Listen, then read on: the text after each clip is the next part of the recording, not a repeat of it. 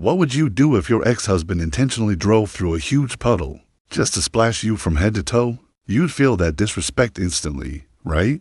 Humiliated in public by the man who once promised to love you. But that wasn't even the worst part.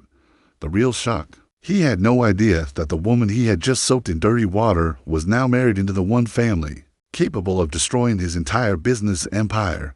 And what happened next proved something important. Sometimes karma doesn't knock, it kicks the door down. Live on national television. Here's the story of how a billionaire who thought he was untouchable ended up begging for forgiveness in front of millions. Before we continue, family, please take a second to like the video. It helps us grow so much. Tell us where you're watching from. Your support truly means the world. Her name was Emma Clark, 28 years old. She had been divorced from Richard Blackwell for 8 months. Richard was a real estate billionaire, CEO of Blackwell Estates, shopping malls, office buildings, luxury apartments all across London. He owned everything. But Emma? He treated her terribly. He mocked her work as a school teacher. What do you earn? £30,000? I spend that on watches. At parties he introduced her as my simple little wife who teaches children. After 5 miserable years, Emma filed for divorce. Richard didn't even argue. Good riddance. I need someone on my level. Emma walked away with nothing but her personal belongings. No money, no property. She just wanted freedom. She moved into a small apartment, went back to teaching, and focused on rebuilding her life. What Richard never knew was that Emma had met someone at a charity gala supporting disadvantaged schools. His name was Alexander Sterling, gentle, sincere, genuinely interested in her passion for teaching. They talked for hours. He never mentioned his family background, and Emma didn't care. For the first time, someone saw her as a person, not a decoration. 6 months later, Alexander finally told her the truth. My father is Lawrence Sterling, the Prime Minister. Emma was stunned. The Prime Minister? Yes. Does that change anything? She smiled.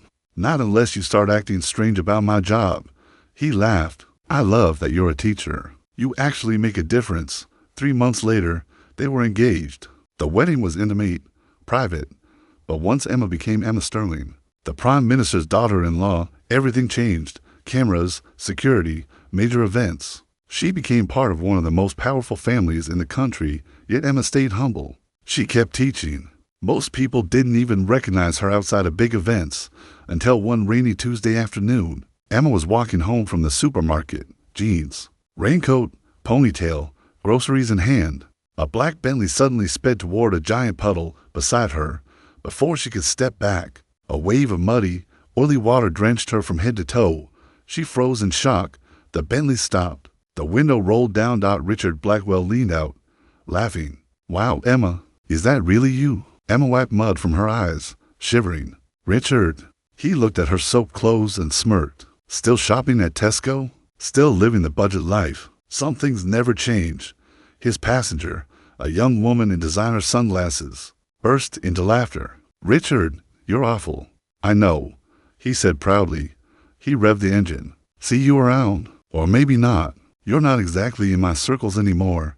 And with that, he sped off, still laughing. Emma stood there drenched, embarrassed, surrounded by people filming and taking pictures, hands shaking. She pulled out her phone and called Alexander. Can you come get me? Something happened. 20 minutes later, an official black car arrived. Alexander stepped out, and his expression hardened when he saw her covered in filth. Who did this? My ex-husband, Richard Blackwell. Alexander turned to his security team. Find everything about him. Now, that evening, the video went viral. 10 million views, hundreds of thousands of comments, cruel, arrogant, harassment. Then someone recognized her. Wait, this is Emma Sterling, the Prime Minister's daughter-in-law. The internet exploded. The media exploded. The whole country was talking about it. Richard's phone blew up. PR team, board members, lawyers, all panicking. Richard, do you know what you've done? You humiliated the Prime Minister's family. I didn't know. He cried. She's my ex. She was just a teacher. How was I supposed to know she married into the Sterlings? It doesn't matter. Fix this, now. The next morning, Richard received a call from the Prime Minister's office. Not a request, a command. Mr. Blackwell, you will appear live on BBC News at 8 p.m. to publicly apologize to Mrs. Sterling. This is not negotiable. Richard tried to escape. I released a written apology. Not enough. The country wanted to see him apologize live.